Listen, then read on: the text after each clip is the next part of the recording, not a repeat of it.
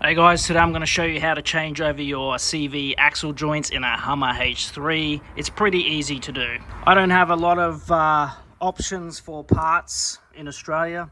All I can get is these Amazon ones, TRQ, quite abundant, quite cheap. So this is the original OEM CV axle. The first thing I did was weighed it, and it's 9.2 kilograms. Now I weighed the new one, and it's 8.8 kilograms, so it's a little bit less. You can see here this new Amazon one is near identical to the OEM one. We'll check some other quality things, see if there's any other different matches here. We got 39.95 there, practically the same. The shaft here, 29.6. Identical. Let's measure in here. 30.3 millimeters. Practically identical on the shaft. The outer shaft is 34 millimeters. Okay, it's practically identical. Looks good quality here. I think that's stainless steel. This outer here looks a little bit smaller in diameter. The reason why I'm changing out my CV axles is I'm getting some clicking noises when I put it in four-wheel drive mode. Usually it's in off-road, kind of uneven, hard terrain, bouncing up and down. It makes some clicking sounds. Or if it's in a bit of sand, I'm getting some clicking, clunking noises. It's not that bad. It goes away if I go back to the road mode when I'm off-roading, but I think it's the CVs. You can also do a bit of an inspection here, and you can see there's a bit of grease coming out. This boot looks okay. It's lasted all right, but a bit of grease coming out of here. You can actually see grease is escaping them and flicking inside the wheel.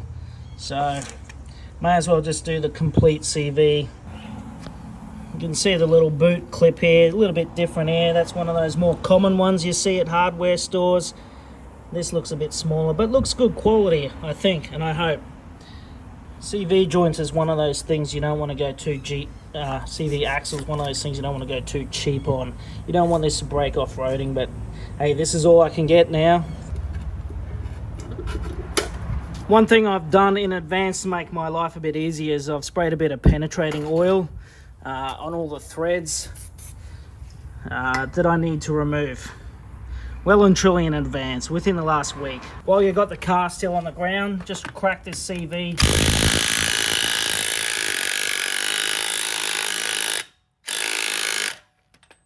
Just crack the torque on the CV nut so that it's easy to remove when it's off the ground. So that's a 35 millimeter nut.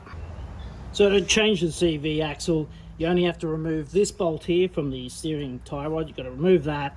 You've got to remove the pin here, up the top here, and you just got to loosen and relax the one down here for this ball joint. That's it. It's pretty easy.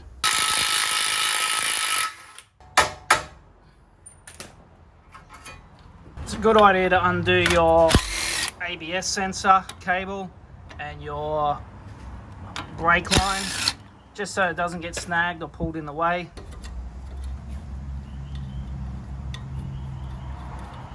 Now they're free to kind of not get caught on anything. Now we're going to undo this pin from this upper ball joint. Would be nice to replace all these. I think these all have to be replaced in one component.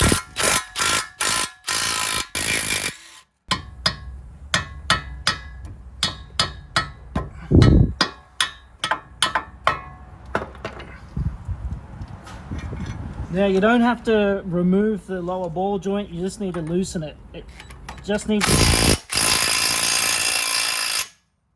a bit more space for it to pop down to clear the CV axle.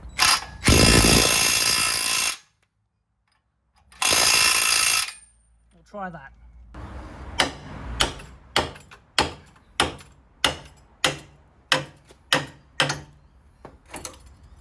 Now we've got to remove this axle nut.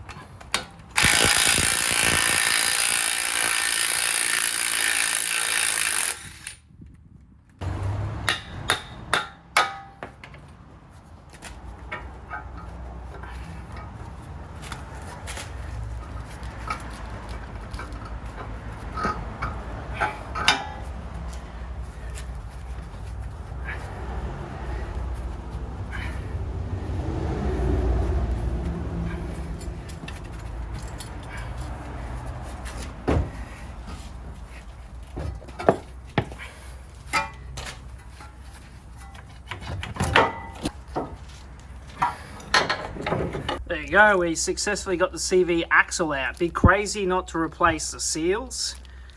There's a GM part number. This is it here. I'll get the old one out. Crazy to not replace the seal while we're here, so let's do it. There we go, once I kind of collapsed itself in, it kind of popped out. Clean it out before you put a new seal in there.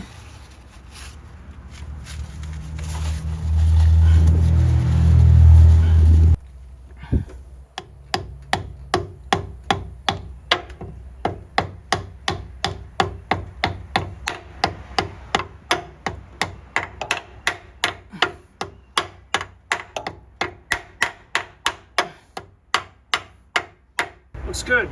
I've just put a little bit of oil inside the seal here so there's no friction when I insert the CV axle.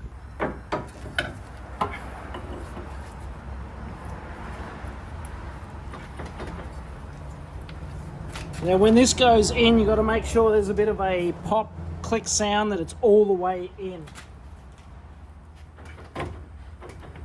Didn't really hear the sound, but it does feel like it's all the way in there.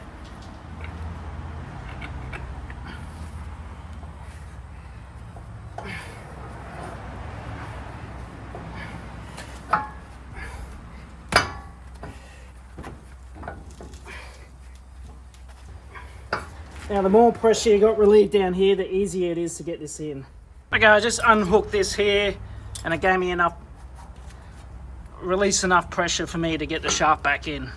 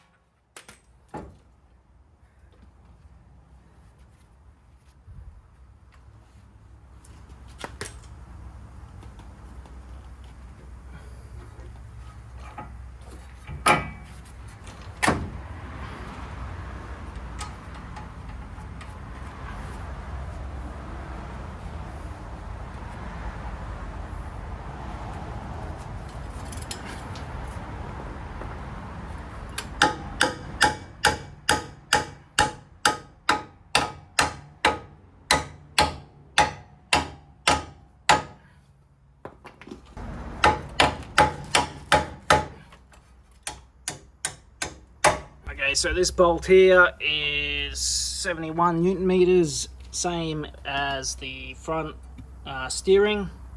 But underneath here, we've got 88. Those are the 3 bolts.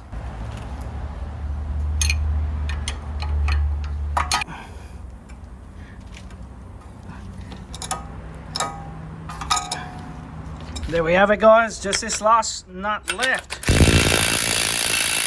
Don't forget to put your hose brackets back together.